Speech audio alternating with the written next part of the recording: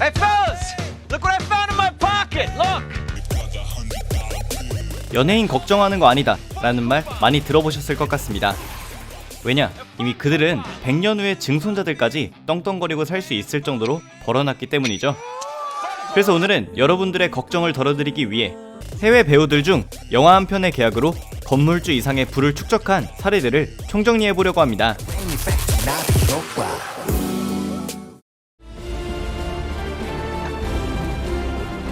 첫 번째는 요 몇 년 사이 앰버 허드와의 이혼 때문에 고생하고 있는 조니 뎁입니다.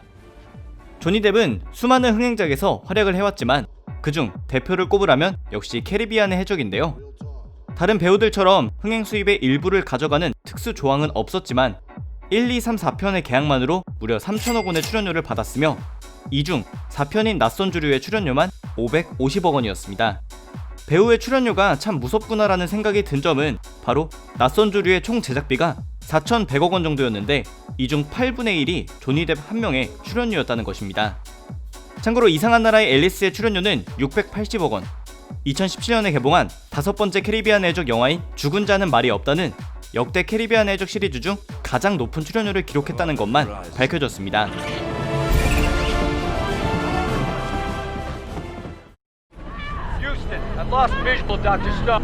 두 번째는 오스카 여우주연상의 주인공 산드라 블록입니다. 참고로 할리우드에서는 오스카 수상 배우라는 타이틀이 생기면 출연료는 최소 200억 원대에서 시작된다고 알려져 있는데요. 마침 산드라 블록이 블라인드 사이드로 오스카 수상을 받은 후 들어온 제안이 알폰소 쿠아론 감독의 우주영화 그래비티였습니다. 그리고 산드라 블록 쪽에서 영화사의 출연 조건으로 내놓은 것이 정말 역대급인데요. 최소 200억 원대의 출연료는 기본, 영화가 벌어들이는 티켓 수익, DVD 수익 및 기타 모든 수익금의 15%를 가져가는 조건으로 출연한 것입니다. 그래비티의 전세계 흥행 수입이 약 7천억 원을 넘었다는 것을 생각해보면 15%에 준하는 1,000억 원을 영화 개봉 후에 정산을 받은 것이고, 따져보면 최소 1,200억 원을 그래비티 한 편으로 받은 것이며 지금까지도 매년 그래비티에서 나오는 수익금의 15%를 정산받고 있는 것입니다.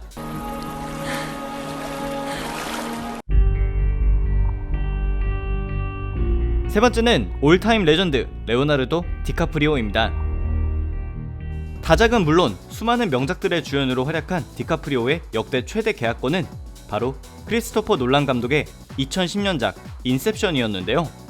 처음에 디카프리오는 놀란 감독의 영화에 매우 출연하고 싶어서 평소 자신의 출연료를 절반으로 삭감하기까지 했습니다.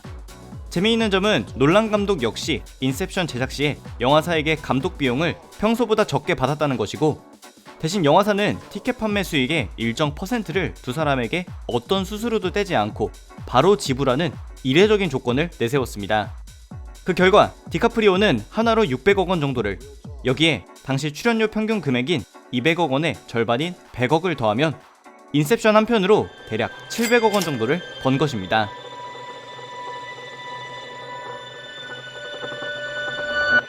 Yes! Yes! Yes! 네 번째는 코미디의 왕 짐 캐리입니다.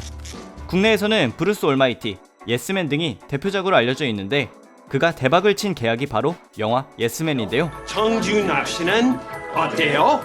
대본을 읽은 짐 캐리는 이 영화가 블록버스터는 아니지만 성공 가능성이 충분히 보인다고 해서 영화 제작 전에 받은 기본 출연료를 거의 안 받는 수준으로 낮추고 대신 영화의 흥행 수입의 15% 정도를 받는 것으로 했습니다.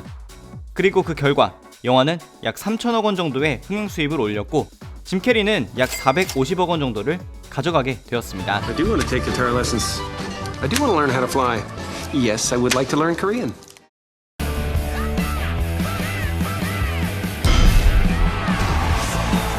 다섯 번째는 돈 잘 버는 배우를 이야기하는데 빠지면 섭한 로버트 다우니 주니어입니다. 사실 로다주의 지난 10년의 커리어는 마블 영화로만 가득했다고 해도 과언이 아닌데요. 아이언맨 1편 당시의 출연료가 10억 원도 안 되었다는 점, 그리고 어벤져스 엔드게임에 와서는 500억 원이 넘었다는 점은 이미 많은 분들이 알고 계시는 사실일 것 같습니다. 로다주를 비롯해서 어벤져스 멤버들의 출연료에 대해 자세히 알고 싶으시다면 오른쪽 상단의 영상을 보시면 될 것 같고요. 오늘은 위 영상에서 언급하지 않은 스파이더맨 홈커밍 당시의 출연료에 대해 이야기하려 합니다. 왜냐면 홈커밍의 출연은 마블과의 장기 계약에 포함되지 않은 추가 계약이었기 때문이고, 당시 로다주의 출연 장면이 많지 않아 딱 3일만 촬영하면 됐는데 Hi, Spider-Man. 여기도 로다주는 하루에 50억씩 3일, 즉 총 150억 원을 받는 것으로 마블과 계약을 체결했습니다.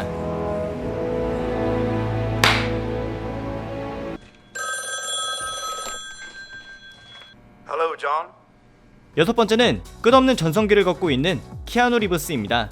키아누 리브스의 필모는 1985년부터 지금까지 끊임없이 있었지만 그래도 대표작을 꼽으라면 매트릭스와 존 윅이 탑2를 찍을 것 같은데요. You working again? No, just sorting some stuff out. 두 영화가 대박날 것을 짐작했는지 두 편 다 출연료는 평소보다 적게 하고 영화의 흥행 수입의 일부를 가져가는 방향을 선택했습니다. 매트릭스의 경우에는 편당 150억 원으로 고정 출연료였는데 세 편을 다 합쳐도 450억 원이지만 여기에 영화 수익금의 일부인 2,500억 원이 더해지며 키아누 리브스는 매트릭스 3편으로 약 2,950억 원 정도를 받은 것입니다.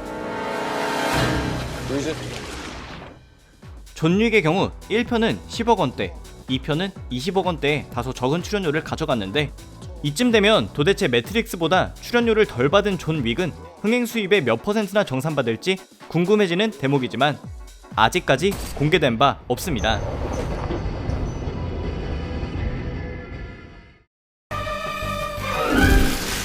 일곱 번째는 인생 전체가 도전이라 해도 될 만큼 빡세게 열심히 사는 톰 크루즈입니다.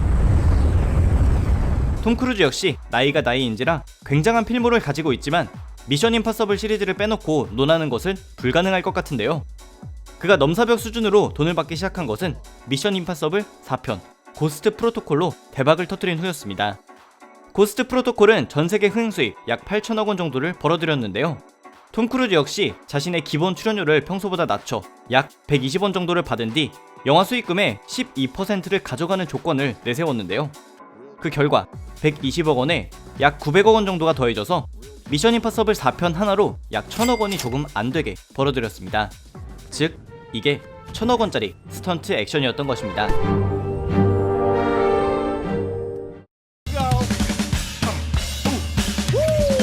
여덟 번째는 윌 스미스입니다. 최근 알라딘을 제외하면 크게 눈에 띄는 출연작들은 없었지만 사실 그의 최대 전성기 작품은 맨인 블랙 시리즈라고 할 수 있는데요. 특히 이 중에서 맨인 블랙 2로부터 10년 후에 개봉한 후속작 맨인 블랙 3의 출연료는 비공개이고 영화가 7천억 원 이상의 흥행 수입을 얻자 제작사에선 계약 조건에 따라 흥행 수입의 일부를 윌 스미스에게 지급해야 했습니다. 그리고 이게 무려 출연료를 제외하고 1억 불로 하나로 약 1242억 원입니다. Wow. 마지막으로 몇몇 눈에 띄는 유명 배우들의 출연료만 정리하고 마무리하려 하는데요.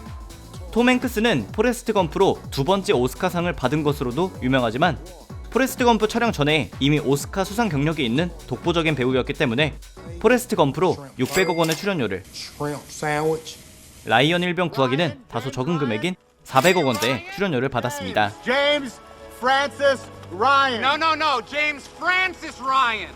이 외에도 오늘 소개해드린 계약 조건들 중 가장 이례적인 것은 카메룬 디아즈인데요. 배드 티처라는 영화의 출연료로 딱 1억 원만 받았는데 이유는 대본을 읽고 나서 이 영화가 대박을 칠 거라는 예감을 했고 그에 따라 높은 인센티브를 가져가는 것으로 계약했습니다. 영화의 평은 나쁜 편이었지만 결과적으로 제작비의 10배인 2,600억 원 정도의 흥행 수입이 났고 카메룬 디아즈는 무려 17% 정도인 420억 원 정도를 가져가게 됩니다.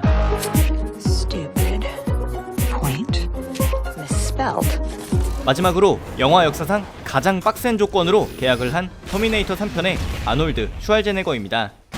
간략하게 정리하자면 영화 제작 중에 어떤 문제가 생기더라도 기본 출연료 300억 원은 무조건 가져가고 매니저와 보디가드, 단독 제트기와 리무진 이용료로 15억 원을 추가로 받아냈으며 영화 촬영이 사전에 고지된 것보다 길어지게 되면 일주일에 16억 원씩을 더 청구하겠다고 했으며 마지막으로 터미네이터 3편의 전체 수익금의 20%를 가져가는 조건을 받아냈다고 하는 이 정도면 영화사가 불쌍해지는 수준의 계약이 체결됐다고 합니다. 네, 그래서 오늘은 배우들을 끝장나는 부자로 만들어준 영화 역사상 놀라운 계약들에 대해 알아봤습니다. 오늘 정리해드린 건 심지어 수면 위로 드러난 정보들이라서 아직도 공개되지 않은 어마무시한 출연료를 받는 배우들이 분명 더 있을 것 같은데요. 나중에라도 또 영상으로 정리해서 보여드리겠습니다. 오늘의 영상도 재밌게 보셨다면 추천과 구독 그리고 많은 댓글도 부탁드립니다. 감사합니다. 지금까지 삐맨이었습니다.